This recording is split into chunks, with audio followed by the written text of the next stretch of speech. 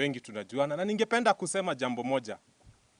You cannot talk about the cost of living in Kenya without talking about taxation.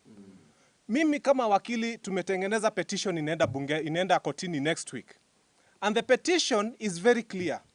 We want to set a constitutional limit as to how much money the government can come into your salary as direct taxation. Yes. Because this government has gotten to a point where they think they have a right over your salary. They've gotten to a point where they can go to a 70% if they wanted. Right now, they are civil servants and people who are being taxed to the tune of 35% of your earnings.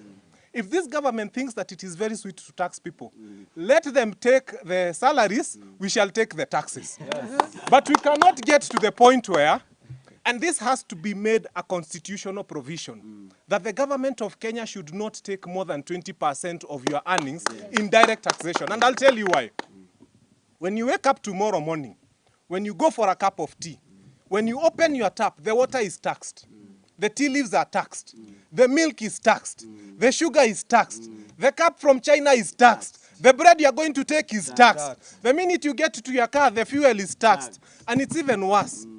Unajua wanatumia V8 ya diesel. These politicians. Diesel is 200 shillings.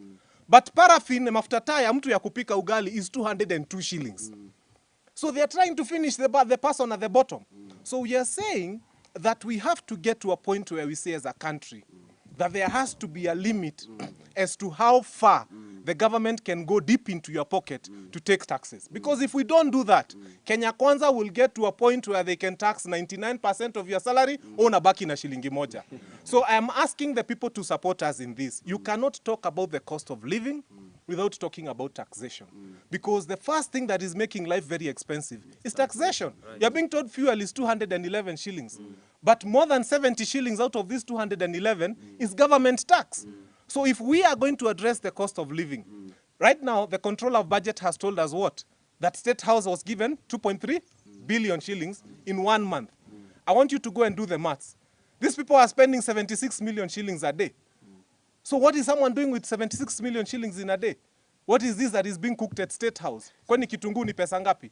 So they have to tighten their belts as we tighten ours. Asanteni.